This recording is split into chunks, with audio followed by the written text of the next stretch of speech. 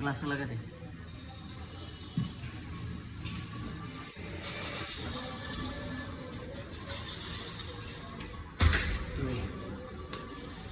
দুজন আছে ভালো মতো ধরবে এটা। আসসালামু আলাইকুম এভরিওয়ান, আশা করি প্রত্যেকে অনেক বেশি ভালো আছেন। আলহামদুলিল্লাহ, আল্লাহ তাআলার রহমতে আমরা অনেক বেশি ভালো আছি। আর আজকে আমাদের গন্তব্য হচ্ছে ধামরাই মানিকগঞ্জ 60টা বটগাছ। হ্যাঁ, এক্স্যাক্টলি, যেখানে হচ্ছে রিসেন্টলি আফরান নিশো ভাইয়ের একটা শুটিং হয়েছে।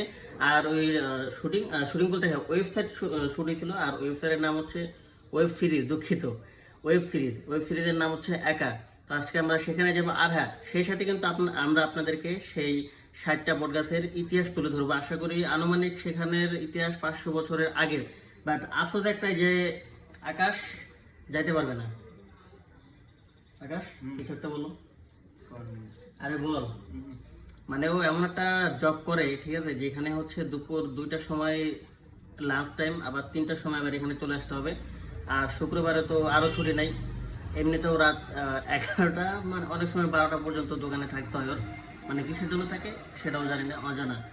খালি মানে আশেপাশে সব দোকান বন্ধ হয়ে যায়, বাট ওর দোকান বন্ধ হয় না। বাট কিচ্ছু করার নাই, জীবন এইভাবে চলবে, এইভাবে চালাইতে হবে। আর এখন আপাতত এইভাবে চলবে, এইভাবে চলতেছে। ইনশাল্লাহ একটা সময় যদি আমরা ওইভাবে সময়টা আনতে পারি, তাহলে ইনশাল্লাহ তখন আকাশ, আমি একসাথে আমার ওই সুপার বাইকটা দেখা,